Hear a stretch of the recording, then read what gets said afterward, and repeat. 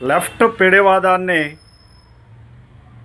ఆశయాలుగా తీసుకొని ఎకనమిస్టులమని చెప్పి లేదా ఎనలిస్టులమని చెప్పి పత్రికా రంగంలో దూరి తద్వారా వార్తలను వక్రీకరించి రాయడమే కాకుండా లెఫ్ట్ భావజాలం రుద్దే ప్రయత్నం చేసి సమాజంలో ఉండేటువంటి అసమానతలు తగ్గించాల్సినటువంటి కమ్యూనిస్టు భావజాలాన్ని ఏ కులానికో ఏ వర్గానికో ఏ పార్టీకో ఉపయోగిస్తూ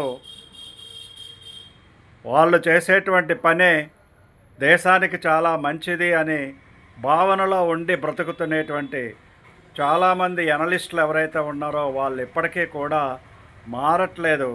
మళ్ళీ పైపెచ్చు ప్రొఫెసర్స్మని, ఎకనమిస్టులమని, పత్రికా ఎడిటర్స్మని, పత్రికా కాలమిస్టుమని చెప్పుకుంటూ చాలామంది ఉన్నారు. నాట్ 1, 2, 3. అందుకే వాళ్ళ నేమ్స్ అన్నీ కూడా నేను ఉదహరించట్లేదు. ఈ భావజాలంతో వెనక ఉండి పనిచేసేటువంటి వ్యక్తులు అందరూ కూడా దీని కిందకు వస్తారు.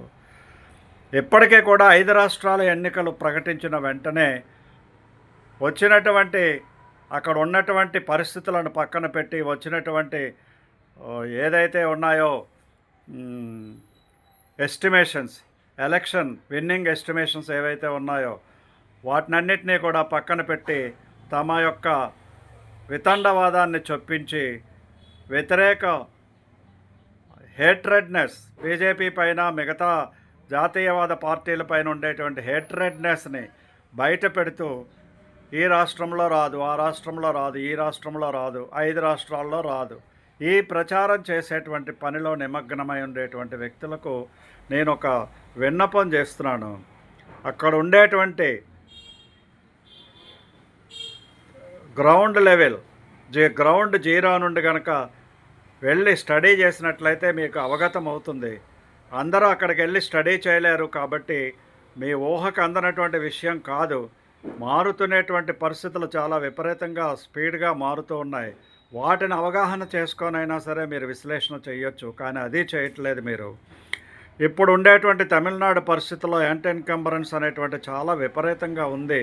ఎట్టి పరిస్థితుల్లోనూ మరొకసారి చెబుతున్నాను, ఎట్టి పరిస్థితుల్లోనూ డిఎంకే అధికార పీఠంలోనికి అధికారం కైవసం చేసుకునే పరిస్థితి లేదు. అక్కడ విజయ్ ఎంట్రీ అయిన తర్వాత అది ఖచ్చితంగా డిఎంకే పార్టీ అధికారానికి రానిచ్చే ప్రసక్తి లేదు అని ఒట్టు పెట్టుకున్నట్టుగా కనిపిస్తూ ఉన్నది. కాబట్టి విజయ్ అనేటువంటి వ్యక్తి వచ్చిన తర్వాత రాజకీయాలు చాలా స్పీడ్గా మారిపోయాయి. విజయను తొక్కేటువంటి పనిలో విజయ మీద వేసేటువంటి నిందలు కానీ, విజయను రానివ్వకుండా చేసేటువంటి ప్రయత్నాలు కానీ, విజయను సినిమాలు రిలీజ్ కాకుండా చేసేటువంటి అధికార యంత్రాంగంతో అధికార దుర్వినియోగం కానీ తమిళనాడులో చాలా ఎక్కువ జరిగింది. ఈ విషయాలన్నీ కూడా యూత్ గమనిస్తూ ఉన్నారు. మరీ ముఖ్యంగా జన్జీ చాలా దగ్గరుండి గమనిస్తూ ఉన్నది. కాబట్టి తప్పనిసరిగా ఈసారి డిఎంకే పార్టీ అధికారంలోనికి రాదు. మరి ఎవరు అధికారంలోకి వస్తారు అనేటువంటిది వేచి చూడాల్సినటువంటి అవసరం ఉన్నది. విజయ్ అనేటువంటి వాడిని మాత్రం పక్కన తీసి పాడేసే కరివేపాకు కాదు. విజయ్ అనేటువంటి వాడు తప్పనిసరిగా తమిళనాట రాజకీయాలలో మంచి స్థానాన్ని అధిరోహించగలిగిన సత్తా కలిగినటువంటి నాయకుడు టీవీకే పార్టీ అధినేత విజయ్ అని చెప్పక తప్పదు. మనం ఎట్టి పరిస్థితుల్లోనూ తమిళనాడు యాక్టర్స్ని కానీ లేదా తమిళనాడులో ఉండేటువంటి వాళ్ళని కానీ అభిమానులుగా తీసుకోము కూడా. అటువంటి పరిస్థితుల్లో కూడా అసలు విషయాన్ని ప్రజలకు చెప్పడంలో సందేహించకూడదు. కానీ ఈ కమ్యూనిస్టు భావజాలంతో తికమక పడుతూ ఎవరిని సపోర్ట్ చేయాలి, వాళ్ళ పార్టీలు ఏ పార్టీకి అయితే సపోర్ట్ చేస్తున్నాయో వాళ్ళకి భిక్షమేసేటువంటి పార్టీలు, అంటే ఎలియన్స్లో వాళ్ళకి 1-2 సీట్లు ఇచ్చే పార్టీలు ఏవైతే ఉన్నాయో వాళ్ళు వస్తారు, వాళ్ళకే ఎడ్జ్ ఉంది, వాళ్ళకి అధికారం వాళ్ళదే అన్నట్టుగా ప్రచారం చేసేటువంటి వ్యక్తులు ఇప్పటికైనా సరే గప్చిప్ కండి.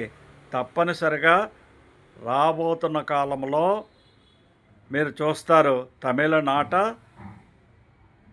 యాంటీ డిఎంకే పార్టీ వస్తుంది. అది ఎవరు అనేటువంటిది వేచి చూడండి. జై హింద్, జై భారత్.